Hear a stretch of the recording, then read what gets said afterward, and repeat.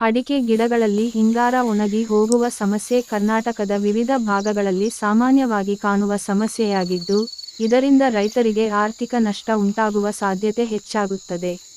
ಇದಕ್ಕೆ ಹಲವಾರು ಕಾರಣಗಳು ಮತ್ತು ಪರಿಹಾರಗಳು ಇವೆ. ನಾನು ಈ ವಿಷಯದ ಬಗ್ಗೆ ನಿಮಗೆ ಸಣ್ಣ ವಿವರಗಳನ್ನು ಇಲ್ಲಿ ನೀಡುತ್ತಿದ್ದೇನೆ. ಹಿಂಗಾರ ಒಣಗಿ ಹೋಗುವ ಪ್ರಮುಖ ಕಾರಣಗಳು: 1. ನೀರಿನ ಕೊರತೆ ಮತ್ತು ವಾತಾವರಣದ ಅಸ್ಥಿರತೆ. ಬೇಸಿಗೆ ಕಾಲದಲ್ಲಿ ನೀರಿನ ಅಭಾವ, ಅನಿಯಮಿತ ಮಳೆಯಾಗುವಿಕೆ ಅಥವಾ ಒತ್ತಲೆಯ ಮಳೆ. 2. ಮಣ್ಣು ಸಮಸ್ಯೆಗಳು. ಮಣ್ಣಿನ ಆಮ್ಲೀಯತೆ ಹೆಚ್ಚಾದಾಗ, ಪೋಷಕಾಂಶಗಳ ಕೊರತೆ, ಪ್ರಮುಖವಾಗಿ ಪೋಷಕಾಂಶಗಳು ನೈಟ್ರೋಜನ್, ಪೊಟ್ಯಾಸಿಯಂ, ಫಾಸ್ಫರಸ್. 3. ಹೆಸರುಗಳು ಅಥವಾ ಬಾಧಕ. ಹಿಂಗಾರ ಒಣಗುವಿಕೆ ಸಾಮಾನ್ಯವಾಗಿ ಕೆಟ್ಟ ಬೆಳವಣಿಗೆ ಅಥವಾ ಪಾಕ ಶುದ್ಧತೆ ಇಲ್ಲದ ಕಾರಣ ಉಂಟಾಗಬಹುದು. 4. ರೋಗಗಳು. ಫೈಟೋಫ್ಥೋರಾ ಎಂಬ ಶಿಲೀಂಧ್ರದ ಬಾಧೆ. ರೂಟ್ ರಾಟ್ ಎಂಬ ಮೂಲೆಯ ಹಾಳು ಸಮಸ್ಯೆ. 5. ಕೀಟ ಸಂಕುಲಗಳು. ಬೋರ್ವರ್ಮ್ ಅಥವಾ ಮೈಟ್ ಬಾಧೆ. ಪರಿಹಾರ ಕ್ರಮಗಳು: 1. ನೀರು ನಿರ್ವಹಣೆ. ಸಮರ್ಪಕ ನೀರಾವರಿ ವ್ಯವಸ್ಥೆ ಜಾರಿಗೆ ತರಬೇಕು.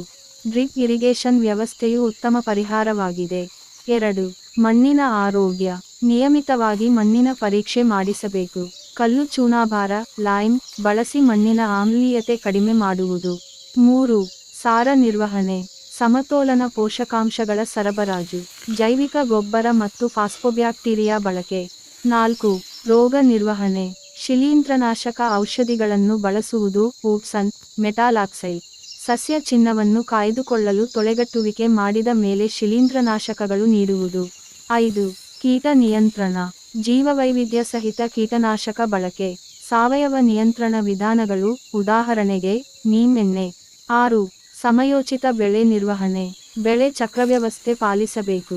ಮುಂಗಾರು ಮತ್ತು ಬೇಸಿಗೆ ಋತುವಿನಲ್ಲಿ ಸರಿ ಹಾದಿಯಲ್ಲಿ ನೀರಾವರಿ. ನಿರೋಧಕ ವಿಧಾನಗಳು. ಉತ್ತಮ ಗುಣಮಟ್ಟದ ಬಿತ್ತನೆ ಬೀಜವನ್ನು ಆಯ್ಕೆ ಮಾಡುವುದು. ಮಣ್ಣಿನಲ್ಲಿ ಸಾರಜನಕ ಗೊಬ್ಬರವನ್ನು ಹೆಚ್ಚಾಗಿ ಸೇರಿಸುವುದು. ಮಣ್ಣು ಅಥವಾ ವಾತಾವರಣದ ತಾಪಮಾನವನ್ನು ನಿಯಂತ್ರಣದಲ್ಲಿಟ್ಟುಕೊಳ್ಳುವ ವ್ಯವಸ್ಥೆ. ಮುಗಿವು. ಅಡಿಕೆ ಗಿಡಗಳಲ್ಲಿ ಹಿಂಗಾರ ಒಣಗುವ ಸಮಸ್ಯೆ ನಿವಾರಣೆಗೆ ನಿರಂತರ ಪೋಷಣಾ ನಿರ್ವಹಣೆ, ರೋಗ ಮತ್ತು ಕೀಟ ನಿಯಂತ್ರಣ ಹಾಗೂ ಸಸ್ಯಾರೋಗ್ಯ ನಿರ್ವಹಣೆ ಅತ್ಯಂತ ಮುಖ್ಯ. ಈ ಕ್ರಮಗಳನ್ನು ಪಾಲಿಸುವುದರಿಂದ ರೈತರು ಉತ್ತಮ ಉತ್ಪಾದನೆ ಸಾಧಿಸಬಹುದು. ಈ ವಿಷಯದ ಕುರಿತು ಸಂಪೂರ್ಣ 5000 ಶಬ್ದಗಳ ಲೇಖನ ಬೇಕಾದರೆ, ನಾನು ದಾಖಲಾತಿ ರೂಪದಲ್ಲಿ ಬರೆಯಬಹುದು. ಹೌದಾ, ನೀವು ಕೇಳಿದಂತೆ, ನಾನು ಅಡಿಕೆ ಗಿಡಗಳಿಗೆ ಪೋಷಕಾಂಶಗಳನ್ನು ಸಮರ್ಪಕವಾಗಿ ನೀಡುವ ಬಗ್ಗೆ 5000 ಶಬ್ದಗಳ ಸಂಪೂರ್ಣ ಮಾಹಿತಿಯುಳ್ಳ ದಾಖಲಾತಿಯನ್ನು ರಚಿಸಿದ್ದೇನೆ. ಇದರಲ್ಲಿ ಪೋಷಕಾಂಶಗಳ ಅಗತ್ಯ, ನೀಡುವ ವಿಧಾನ, ಕೊರತೆಯ ಲಕ್ಷಣಗಳು ಮತ್ತು ಅವುಗಳ ಪರಿಹಾರಗಳು ಸೇರಿದಂತೆ ಎಲ್ಲಾ ವಿವರಗಳನ್ನು ಒಳಗೊಂಡಿದೆ. ನೀವು ಯಾವುದೇ ವಿಧದಲ್ಲಿ ಇನ್ನಷ್ಟು ಮಾಹಿತಿ ಅಥವಾ ಬದಲಾವಣೆಗಳನ್ನು ಬಯಸಿದರೆ, ದಯವಿಟ್ಟು ತಿಳಿಸಿ. ಬೇಸಿಗೆಯಲ್ಲಿ ಅಡಿಕೆ ಗಿಡಗಳಿಗೆ ನೀರಿನ ಪೂರೈಕೆ ವ್ಯವಸ್ಥೆ ಮತ್ತು ನಿರ್ವಹಣೆ. ಅಡಿಕೆ ಕೃಷಿ ಕರ್ನಾಟಕದ ಪ್ರಮುಖ ಆರ್ಥಿಕ ಚಟುವಟಿಕೆಗಳಲ್ಲಿ ಒಂದಾಗಿದೆ. ಬೇಸಿಗೆಯಲ್ಲಿಯೂ ಉತ್ತಮ ಬೆಳವಣಿಗೆ ಮತ್ತು ಉತ್ಪಾದನೆಗಾಗಿ ನೀರಿನ ಸಮರ್ಪಕ ಪೂರೈಕೆ ಅತ್ಯಂತ ಮುಖ್ಯವಾಗಿದೆ. ನೀರಿನ ಕೊರತೆ ಗಿಡಗಳ ಬೆಳವಣಿಗೆಗೆ ತೊಂದರೆ ನೀಡಬಹುದು ಮತ್ತು ಕೊನೆಗೆ ಉತ್ಪಾದನೆಗೆ ಹಾನಿ ಉಂಟುಮಾಡಬಹುದು. 1. ಬೇಸಿಗೆಯಲ್ಲಿ ನೀರಿನ ಕೊರತೆಯ ಪರಿಣಾಮಗಳು. ಎಲೆಗಳು ಒಣಗಲು ಶುರುಮಾಡುತ್ತವೆ. ಹಿಂಗಾರ ಬೆಳವಣಿಗೆ ಕಡಿಮೆಯಾಗುತ್ತದೆ. ಫಲಧಾರಣೆ ತಗ್ಗುತ್ತದೆ. ಬೇರು ವ್ಯವಸ್ಥೆಯ ಬೆಳವಣಿಗೆ ತೊಡಕಾಗುತ್ತದೆ. 2. ನೀರಿನ ಪೂರೈಕೆಯ ಅವಶ್ಯಕತೆ. ಬೇಸಿಗೆಯ ಉಷ್ಣತೆ ಹೆಚ್ಚಾದಾಗ ಗಿಡಗಳಿಗೆ ಪ್ರತಿದಿನವೂ ನೀರಿನ ಪೂರೈಕೆಯ ಅಗತ್ಯವಿರುತ್ತದೆ. ತಾಪಮಾನ 35 ಡಿಗ್ರಿ ಸೆಲ್ಸಿಯಸ್ ಮೀರುವ ಪರಿಸ್ಥಿತಿಯಲ್ಲಿ 2 ಬಾರಿ ನೀರು ಹರಿಸುವುದು. 3. ಬೇಸಿಗೆಯಲ್ಲಿ ನೀರಿನ ಪೂರೈಕೆಯ ವಿಧಾನಗಳು. ಎ. Drip irrigation. ನಿರಂತರವಾಗಿ ಸಮ ಪ್ರಮಾಣದ ನೀರು ಪೂರೈಕೆ ಮಾಡುತ್ತದೆ. ನೀರಿನ ಬಳಕೆಯನ್ನು 40% ಕಡಿಮೆ ಮಾಡುತ್ತದೆ. ಶಾಖದ ಮಟ್ಟ ನಿಯಂತ್ರಿಸುತ್ತದೆ. ಬಿ. Sprinkler irrigation. ಇಡೀ ಕೃಷಿ ಪ್ರದೇಶದ ಮೇಲೆ ನೀರು ಸಿಂಪಡಣೆ ಮಾಡುತ್ತದೆ. ಧೂಳನ್ನು ನಿವಾರಿಸಿ ಹಾರ್ಮೋನಲ್ ಚಟುವಟಿಕೆ ಸುಧಾರಿಸುತ್ತದೆ. ಸಿ. ಹೋದರ ಬೇಸಾಯ. ಗಿಡಗಳ ಸುತ್ತಲೂ ನೀರನ್ನು ಹಿಡಿದಿಡಲು ಹೋದರ ರಚನೆ ಮಾಡುವುದು. ಮಣ್ಣಿನ ತೇವಾಂಶ ಉಳಿಯಲು ಸಹಾಯ ಮಾಡುತ್ತದೆ. 4. ನೀರಿನ ಪ್ರಮಾಣ ನಿರ್ಧಾರ. 5. ನೀರಿನ ನಿರ್ವಹಣೆಗೆ ಉತ್ತಮ ಕ್ರಮಗಳು. ಮಣ್ಣು ಶೋಷಣೆ ಹೆಚ್ಚಿಸಲು ಜೈವಿಕ ಪಡ್ಡಿ ಬಳಸುವುದು. ಪ್ಲಾಸ್ಟಿಕ್ ಮಲ್ಚಿಂಗ್ ಬಳಸಿ ನೀರಿನ ತೇವಾಂಶ ಉಳಿಸುವುದು. ಗಿಡಗಳ ಸುತ್ತಲೂ ಗೊಬ್ಬರ ಬಳಸಿ ತೇವಾಂಶವನ್ನು ಸ್ಥಿರಗೊಳಿಸುವುದು. 6. ತಾಪಮಾನ ನಿಯಂತ್ರಣ ಕ್ರಮಗಳು. ಗಿಡದ ಸುತ್ತಲೂ ನೆರಳಿನ ಸಸ್ಯಗಳನ್ನು ನೆಡುವುದು. ಹಸಿರು ನೆನೆಗಳು, ಗ್ರೀನ್ ನೆಟ್ಸ್ ಬಳಸುವುದು. ಮಣ್ಣಿನ ತಾಪಮಾನ ಕಡಿಮೆ ಮಾಡಲು ಜೈವಿಕ ಗೊಬ್ಬರ ಬಳಸುವುದು. 7. ಆಧುನಿಕ ತಂತ್ರಜ್ಞಾನಗಳ ಬಳಕೆ. ಸೆನ್ಸರ್ ಮೂಲಕ ನೆನೆಯುವ ಅವಶ್ಯಕತೆಗಳ ಪತ್ತೆ. ಮೊಬೈಲ್ ಆಪ್ ಬಳಸಿ ನೀರಿನ ಪೂರೈಕೆಗೆ ನಿಯಂತ್ರಣ. ಡ್ರೋನ್ ಮೂಲಕ ನೀರಿನ ಪರಿಶೀಲನೆ. 8. ನಿರ್ವಹಣೆಯ ಕಾಲಕ್ರಮ. ಬೆಳಗ್ಗೆ ಅಥವಾ ಸಂಜೆ ಸಮಯದಲ್ಲಿ ನೀರು ಹರಿಸುವುದು ಉತ್ತಮ. ಹೆಚ್ಚು ಶಾಖ ಇರುವ ಸಮಯದಲ್ಲಿ ನೀರು ಹರಿಸುವುದನ್ನು ತಪ್ಪಿಸಬೇಕು. ಬೇಸಿಗೆಯ ಉಷ್ಣತೆಯು ಅಡಿಕೆ ಗಿಡಗಳ ಬೆಳವಣಿಗೆಗೆ ಪ್ರಮುಖವಾಗಿ ತೊಂದರೆ ನೀಡುತ್ತದೆ. ಸಮರ್ಪಕ ನೀರಿನ ಪೂರೈಕೆ ಮತ್ತು ನಿರ್ವಹಣೆ ಕೃಷಿಯಲ್ಲಿ ಉತ್ತಮ ಉತ್ಪಾದನೆ ಮತ್ತು ಆರ್ಥಿಕ ಲಾಭಕ್ಕೆ ಸಹಾಯ ಮಾಡುತ್ತದೆ. ನಿರಂತರವಾದ ಪರಿಶೀಲನೆ, ಸರಿಯಾದ ಸಮಯದಲ್ಲಿ ನೀರಿನ ಪೂರೈಕೆ ಮತ್ತು ತಾಪಮಾನ ನಿಯಂತ್ರಣ ಕ್ರಮಗಳ ಅನುಸರಣೆ ಅತ್ಯಂತ ಅಗತ್ಯ. ಅಡಿಕೆ ಗಿಡಗಳಲ್ಲಿ ಹಿಂಗಾರ ಒಣಗಲು, ಯೆಲ್ಲೋ ಲೀಫ್ ಡಿಸೀಸ್ (YLD) ಒಂದು ಗಂಭೀರ ಸಮಸ್ಯೆಯಾಗಿದೆ. ಇದು ಹೆಚ್ಚಿನ ಉಷ್ಣವಲಯ ಪ್ರದೇಶಗಳಲ್ಲಿ ಕಂಡುಬರುವಂತೆ, ವಿಶೇಷವಾಗಿ ಕರ್ನಾಟಕ, ಕೇರಳ ಮತ್ತು ಗೋವಾ ರಾಜ್ಯಗಳಲ್ಲಿ ಹೆಚ್ಚಾಗಿ ಕಾಣಿಸುತ್ತದೆ. ಈ ಸಮಸ್ಯೆ ವಿಳಂಬವಾಗಿ ಗಿಡದ ಬೆಳವಣಿಗೆಯನ್ನು ಹದಗೆಡಿಸುತ್ತದೆ ಮತ್ತು ಅಂತಿಮವಾಗಿ ಗಿಡ ಸಾಯುವುದಕ್ಕೂ ಕಾರಣವಾಗಬಹುದು. ಅಡಿಕೆ ಗಿಡಗಳಲ್ಲಿ ಹಿಂಗಾರ ಒಣಗಲು ಸಮಸ್ಯೆಯ ಕುರಿತು ಸಂಪೂರ್ಣ ಮಾಹಿತಿ. 1. ಹಿಂಗಾರ ಒಣಗಲು ಹೇಗೆ ಉಂಟಾಗುತ್ತದೆ? ಹಿಂಗಾರ ಒಣಗಲು ಮುಖ್ಯವಾಗಿ ಒಂದು ವೈರಸ್ ಅಥವಾ ಫೈಟೋಪ್ಲಾಸ್ಮಾ ಸೋಂಕಿನಿಂದ ಉಂಟಾಗುತ್ತದೆ. ಇದನ್ನು ಹರಡುವ ಮುಖ್ಯ ಕಾರಣಗಳು: ಸಸ್ಯ ರೋಗಾಣುಗಳು, ಕೆಲವು ವೈರಸ್ಗಳು ಅಥವಾ ಫೈಟೋಪ್ಲಾಸ್ಮಗಳು ಗಿಡದ ಒಳಗಿನ ಕಂದಕವನ್ನು ಹಾನಿಗೊಳಿಸುತ್ತವೆ. ಬ್ಯಾಕ್ಟೀರಿಯಾ ಮತ್ತು ಹಣ್ಣಿನ ನಾಶಕಾರಕ ಕೀಟಗಳು, ವಿಶೇಷವಾಗಿ ಪ್ಲಾನ್ ಹಾಪರ್, ಪ್ಲಾಂಟ್ ಹಾಪರ್ ಎಂಬ ಕೀಟಗಳು ಸೋಂಕನ್ನು ಹರಡುತ್ತವೆ. ಪರಿಸರಕಾರಿ ಕಾರಣಗಳು: ನೀರಿನ ಕೊರತೆ ಅಥವಾ ಹೆಚ್ಚುವರಿ ನೀರು, ಮಣ್ಣಿನ ಪೋಷಕಾಂಶಗಳ ಅಸಮತೋಲನ, ತಾಪಮಾನ ಮತ್ತು ಆರ್ದ್ರತೆ ವ್ಯತ್ಯಾಸಗಳು. ಮಣ್ಣಿನ ಸಮಸ್ಯೆಗಳು: ಆಮ್ಲೀಯತೆ ಅಥವಾ ಮಣ್ಣಿನ ಪೋಷಕಾಂಶಗಳ ಕೊರತೆ ಗಿಡದ ಆರೋಗ್ಯವನ್ನು ಹದಗೆಡಿಸಬಹುದು. 2. ಹಿಂಗಾರ ಒಣಗಲು ಲಕ್ಷಣಗಳು. ಹಿಂಗಾರ ಒಣಗಲು ಕಾಣಿಸುವ ಪ್ರಮುಖ ಲಕ್ಷಣಗಳು: 1. ಎಲೆಗಳು ಹಳದಿ ಬಣ್ಣಕ್ಕೆ ಬದಲು, ಆರಂಭದಲ್ಲಿ ಕಡೆಯ ಎಲೆಗಳು ಹಳದಿ ಬಣ್ಣಕ್ಕೆ ತಿರುಗುತ್ತವೆ. 2. ಮಂದಗತ ಬೆಳವಣಿಗೆ, ಗಿಡವು ನಿಧಾನವಾಗಿ ಬೆಳೆಯುತ್ತದೆ. 3. ಮೂಲೆಗಳು ಸಡಿಲವಾಗುತ್ತವೆ, ಗಿಡದ ಬೇರುಗಳು ಉರಿ ಅಥವಾ ಹಾಳಾಗುತ್ತವೆ. 4. ಕಾಯಿ ಧಾರಣೆ ಕುಂದುವುದು, ಹಿಗ್ಗಿದ ಎಲೆಗಳು ಬೀಳುತ್ತವೆ ಮತ್ತು ಕಾಯಿಯ ಉತ್ಪಾದನೆ ಕಡಿಮೆಯಾಗುತ್ತದೆ. 5. ಪೂರ್ಣ ಒಣಗಲು, ಕೊನೆಗೆ ಗಿಡವು ಸಂಪೂರ್ಣವಾಗಿ ಒಣಗಿ ಸಾಯುತ್ತದೆ. 3. ಹಿಂಗಾರ ಒಣಗಲು ತಡೆಗಟ್ಟುವ ಮಾರ್ಗಗಳು. ಎ. ಕೃಷಿ ನಿರ್ವಹಣಾ ವಿಧಾನಗಳು. ನೀರಿನ ವ್ಯವಸ್ಥೆ, ಸರಿಯಾದ ನದೀಕರಣ ವ್ಯವಸ್ಥೆ ಇರಬೇಕು. ಮಣ್ಣು ಸುಧಾರಣೆ, pH ಮಟ್ಟ 6.0 ರಿಂದ 6.5 ನಡುವೆ ಇರಬೇಕು. ಸರ್ಕಾರಿ ಪ್ರಮಾಣಿತ ಬಿತ್ತನೆ ಬೀಜಗಳು ಬಳಸುವುದು, ರೋಗ ನಿರೋಧಕ ಬೀಜಗಳನ್ನು ಬಳಸುವುದು ಉತ್ತಮ. ಬಿ. ರಾಸಾಯನಿಕ ನಿಯಂತ್ರಣ. ಇನ್ಸೆಕ್ಟಿಸೈಡ್ ಬಳಕೆ, ಕೀಟನಾಶಕರನ್ನು ನಿಯಂತ್ರಿಸಲು ಸೈಪರ್ಮೆಥ್ರಿನ್ ಅಥವಾ ಇಮಿಡಾಕ್ಲೋಪ್ರಿಡ್ ರಾಸಾಯನಿಕ ಬಳಕೆ ಮಾಡಬಹುದು. ಫಂಗಿಸೈಡ್ ಸ್ಪ್ರೇ, ಟ್ರೈಕೋಡೆರ್ಮಾ ಅಥವಾ ಮ್ಯಾಂಕೋಜೆಬ್ ಬಳಸಬಹುದು. ಸಿ. ಜೀವವೈಜ್ಞಾನಿಕ ನಿಯಂತ್ರಣ. ಜೀವಾಣು ಸಹಾಯಕಗಳು, PS ಪ್ಲಾಂಟ್ ಗ್ರೋತ್ ಪ್ರಮೋಟಂಗ್ ರೈಜೋಬ್ಯಾಕ್ಟೀರಿಯಾ PGPR ಬಳಸಬಹುದು. ಪಯೋಟರ್ ಬ್ಯಾಕ್ಟೀರಿಯಾ ಬಳಕೆ, ಇದರಿಂದ ಮಣ್ಣಿನ ಆರೋಗ್ಯ ಉತ್ತಮವಾಗುತ್ತದೆ. ಡಿ. ಶಸ್ತ್ರಚಿಕಿತ್ಸಾ ನಿಯಂತ್ರಣ. ಹಿಂಗಾರ ಉಂಟಾದ ಗಿಡಗಳನ್ನು ಬೇಗನೆ ಬೇರ್ಪಡಿಸಿ, ಹಾನಿಗೊಳಗಾದ ಎಲೆಗಳು ಮತ್ತು ಕೊಂಬುಗಳನ್ನು ಕಡಿದು ಹಾಕಿ. 4. ಪರಿಹಾರ ಮಾರ್ಗಗಳು. 1. ಸರ್ಕಾರಿ ಯೋಜನೆಗಳ ಉಪಯೋಗ, ಕೃಷಿ ಇಲಾಖೆಯು ನೀಡುವ ಮಾರ್ಗದರ್ಶಿಗಳನ್ನು ಪಾಲಿಸಿ. 2. ಮಣ್ಣು ಪರೀಕ್ಷೆ, ನಿಯಮಿತವಾಗಿ ಮಣ್ಣು ಪರೀಕ್ಷೆ ಮಾಡಿಸಿಕೊಳ್ಳಿ. 3. ಸಹಕಾರಿ ಕೃಷಿ ಸಂಘಗಳಿಂದ ಸಲಹೆ, ತಜ್ಞರಿಂದ ಸಲಹೆ ಪಡೆದು, ಸೂಕ್ತ ಕ್ರಮ ತೆಗೆದುಕೊಳ್ಳಿ. 4. ಜೈವಿಕ ಚಿಕಿತ್ಸೆಗಳು, ನೆಲದ ಪೋಷಕಾಂಶವನ್ನು ಹೆಚ್ಚಿಸಲು ಜೈವಿಕ ಗೊಬ್ಬರ ಬಳಸುವುದು. 5. ತಡೆಗಟ್ಟುವ ಸಲಹೆಗಳು, ಗಿಡಗಳ ಮಧ್ಯೆ ಸೂಕ್ತ ಅಂತರವನ್ನು ಇಡಿ.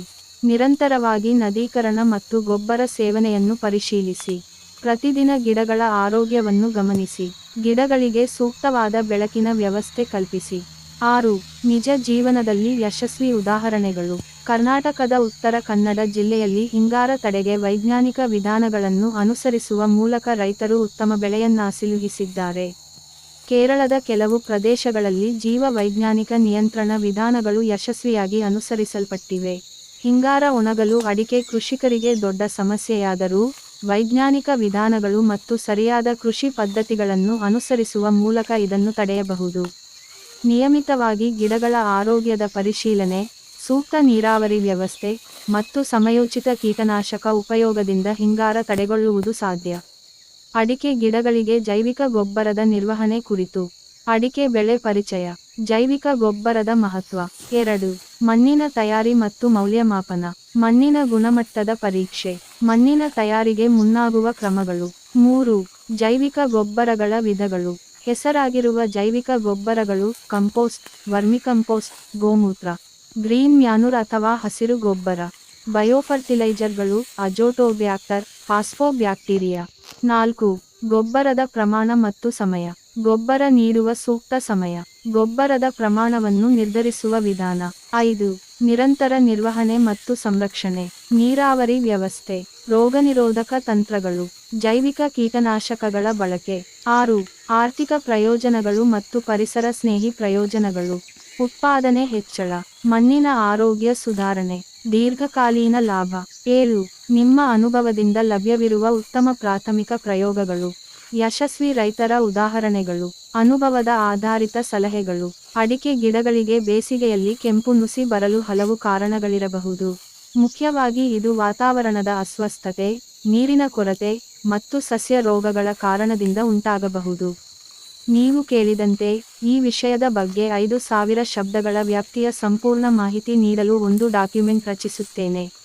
ಇದರಲ್ಲೇನು ಇರಬಹುದು? 1. ಅಡಿಕೆ ಗಿಡಗಳ ಪರಿಚಯ ಮತ್ತು ಬೆಳವಣಿಗೆಯ ಹಂತಗಳು. 2. ಕೆಂಪು ನುಸಿ ಬರಲು ಪ್ರಮುಖ ಕಾರಣಗಳು. ವಾತಾವರಣ ಸಂಬಂಧಿತ ಕಾರಣಗಳು. ನೀರಿನ ಕೊರತೆ, ಪೋಷಕಾಂಶಗಳ ಕೊರತೆ, ರೋಗಗಳು ಮತ್ತು ಕೀಟ ಹಾನಿ. 3. ರೋಗಗಳ ಬಗ್ಗೆ ವಿವರ ಮತ್ತು ಪರಿಹಾರ ಕ್ರಮಗಳು. 4. ಸೇವಾ ಕ್ರಮಗಳು ಮತ್ತು ಉತ್ತಮ ಕೃಷಿ ಪದ್ಧತಿಗಳು. 5. ಸಾವಯವ ಪದ್ಧತಿಗಳ ಉಪಯೋಗ. 6. ನಿರ್ವಹಣಾ ಸಲಹೆಗಳು. 7. ಅಡಿಕೆ ರೈತರ ಯಶಸ್ಸಿನ ಕಥೆಗಳು ಮತ್ತು ನೂತನ ಪ್ರಯೋಗಗಳು. ಅಡಿಕೆ ಗಿಡಗಳಿಗೆ ಬೇಸಿಗೆಯಲ್ಲಿ ಕೆಂಪು ನುಸಿ ಬರಲು ಕಾರಣಗಳು ಮತ್ತು ಪರಿಹಾರಗಳು. ಪರಿಚಯ. ಅಡಿಕೆ ಬೆಳೆಯು ಕರ್ನಾಟಕದ ಕೊಆಸಾ ಪ್ರದೇಶಗಳಲ್ಲಿ ಪ್ರಮುಖ ಕೃಷಿ ಉತ್ಪನ್ನವಾಗಿದ್ದು, ರೈತರ ಆರ್ಥಿಕ ಜೀವನಕ್ಕೆ ಮಹತ್ವಪೂರ್ಣ ಕೊಡುಗೆ ನೀಡುತ್ತದೆ. ಆದರೆ ಬೇಸಿಗೆಯಲ್ಲಿ ಅಡಿಕೆ ಗಿಡಗಳಿಗೆ ಕೆಂಪು ನುಸಿ ಬರುವ ಸಮಸ್ಯೆ ಸಾಮಾನ್ಯವಾಗಿದೆ. ಇದು ಬೆಳೆಗೆ ಹಾನಿ ಉಂಟುಮಾಡಿ ಉತ್ಪಾದನೆಗೆ ಧಕ್ಕೆಯನ್ನು ನೀಡುತ್ತದೆ. ಈ ಸಮಸ್ಯೆಯು ವೈವಿಧ್ಯಮಯ ಕಾರಣಗಳಿಂದ ಉಂಟಾಗಬಹುದು. 1. ಅಡಿಕೆ ಗಿಡಗಳ ಬೆಳವಣಿಗೆಯ ಹಂತಗಳು. ಬಿತ್ತನೆಯ ಹಂತ, ಮೊಟ್ಟೆಯ ಹಂತ, ಕೊಂಬೆಗಳ ಬೆಳವಣಿಗೆ, ಹಣ್ಣು ಬೆಳೆಯುವ ಹಂತ. ಪ್ರತಿ ಹಂತದಲ್ಲಿ ಗಿಡಗಳಿಗೆ ಸೂಕ್ತ ಸೇವೆಯ ಅಗತ್ಯವಿದ್ದು, ನಿರ್ಲಕ್ಷ್ಯದಿಂದ ಸಮಸ್ಯೆಗಳು ಉಂಟಾಗಬಹುದು. 2. ಕೆಂಪು ನುಸಿ ಬರಲು ಪ್ರಮುಖ ಕಾರಣಗಳು. ವಾತಾವರಣ ಸಂಬಂಧಿತ ಕಾರಣಗಳು. ಉಷ್ಣತೆಯ ಹೆಚ್ಚಳದಿಂದ ಜಲೋತ್ಪಾತದಲ್ಲಿ ಕೊರತೆ, ಬಿಸಿಲಿನ ಹೊಡೆತದಿಂದ ಜೀನಗಾಣಿಕೆ ಸನ್ಬಾರ್ನ್ ಉಂಟಾಗುವುದು. ಬಿ. ನೀರಿನ ಕೊರತೆ, ಬೇರಿನ ತೇವಾಂಶ ಕೊರತೆ, ಅಪರ್ಯಾಯ ಸಿಂಚನ ವ್ಯವಸ್ಥೆಯ ಕೊರತೆ. ಸಿ. ಪೋಷಕಾಂಶಗಳ ಕೊರತೆ, ನೈಟ್ರೋಜನ್, ಪೊಟ್ಯಾಷಿಯಂ, ಕ್ಯಾಲ್ಸಿಯಂ ಕೊರತೆಗಳು ಗಿಡದ ಆರೋಗ್ಯಕ್ಕೆ ತೊಂದರೆ ಉಂಟುಮಾಡುತ್ತವೆ. ಡಿ. ರೋಗಗಳು ಮತ್ತು ಕೀಟ ಹಾನಿ. ಫೈಟೋಫ್ತರಾ ಎಂಬ ಶಿಲೀಂಧ್ರದಿಂದ ಉಂಟಾಗುವ ರೋಗಗಳು. ಹಾಳೆಯ ಮೇಲೆ ಕೆಂಪು ಮಚ್ಚೆಗಳು ಕಾಣಿಸಿಕೊಳ್ಳುವುದು. ರೆಡ್ ಸ್ಪೈಡರ್ ಮೈಟ್ ಹಾನಿ. 3. ರೋಗಗಳ ಪರಿಹಾರ ಕ್ರಮಗಳು. ಶಿಲೀಂಧ್ರ ನಾಶಕ ಔಷಧಿ ಫಂಜಸೈಡ್ ಬಳಸುವುದು. ಕೀಟನಾಶಕಗಳನ್ನು ನಿಯಮಿತವಾಗಿ ಸ್ಪ್ರೇ ಮಾಡುವುದು. ಸಾವಯವ ನಾಶಕಗಳ ಉಪಯೋಗ. 4. ಸೇವಾ ಕ್ರಮಗಳು ಮತ್ತು ಉತ್ತಮ ಕೃಷಿ ಪದ್ಧತಿಗಳು. ಸರಿಯಾದ ನೀರಾವರಿ ವ್ಯವಸ್ಥೆ, ತಂಪು ವಾತಾವರಣವನ್ನು ಒದಗಿಸಲು ಛಾಯಾ ವ್ಯವಸ್ಥೆ, ನಿಯಮಿತ ಗೊಬ್ಬರ ಹಾಕುವುದು. 5. ಸಾವಯವ ಪದ್ಧತಿಗಳ ಉಪಯೋಗ. ಜೈವಿಕ ಗೊಬ್ಬರ ಉಪಯೋಗ, ಸಾವಯವ ಕೀಟನಾಶಕಗಳು ಮತ್ತು ಶಿಲೀಂಧ್ರ ನಾಶಕಗಳ ಬಳಕೆ. 6. ನಿರ್ವಹಣಾ ಸಲಹೆಗಳು. ಮಣ್ಣಿನ ತೇವಾಂಶವನ್ನು ನಿಯಂತ್ರಿತವಾಗಿ ತಪಾಸಣೆ ಮಾಡುವುದು. ಬೇಸಿಗೆಯಲ್ಲಿ ಹೆಚ್ಚುವರಿ ನೀರಾವರಿ ಕಲ್ಪನೆ. ಬೇಸಿಗೆಗೆ ಮುಂಚೆಯೇ ಮಣ್ಣು ಹಾಕಿ ಗಿಡಗಳ ಬೇರುಗಳನ್ನು ಸುರಕ್ಷಿತವಾಗಿಡುವುದು. 7. ಯಶಸ್ಸಿನ ಕಥೆಗಳು ಮತ್ತು ನೂತನ ಪ್ರಯೋಗಗಳು. ನೂತನ ತಂತ್ರಜ್ಞಾನಗಳಿಂದ ಕೃಷಿಯಲ್ಲಿ ಆಗುತ್ತಿರುವ ಬದಲಾವಣೆಗಳು. ಯಶಸ್ವಿ ರೈತರ ಅನುಭವ ಮತ್ತು ಸಲಹೆಗಳು. ಅಡಿಕೆ ಗಿಡಗಳಿಗೆ ಬೇಸಿಗೆಯಲ್ಲಿ ಕೆಂಪು ನುಸಿ ಸಮಸ್ಯೆ ನಿವಾರಣೆಗೆ ಸಮಯಕ್ಕೆ ಸರಿಯಾದ ನಿರ್ವಹಣೆ, ಪೋಷಕಾಂಶಗಳ ಸಮರ್ಪಕ ಉಪಯೋಗ ಮತ್ತು ಪರಿಸರಕ್ಕೆ ಅನುಗುಣವಾದ ಕೃಷಿ ಕ್ರಮಗಳನ್ನು ಅನುಸರಿಸುವುದು ಮುಖ್ಯ. ರೈತರ ಜಾಗೃತಿ ಮತ್ತು ಸ್ಮಾರ್ಟ್ ತಂತ್ರಜ್ಞಾನಗಳ ಉಪಯೋಗವು ಬೆಳೆಯ ಗುಣಮಟ್ಟವನ್ನು ಉನ್ನತ ಮಟ್ಟಕ್ಕೆ ತರುವಲ್ಲಿ ಸಹಕಾರಿ ಆಗುತ್ತದೆ.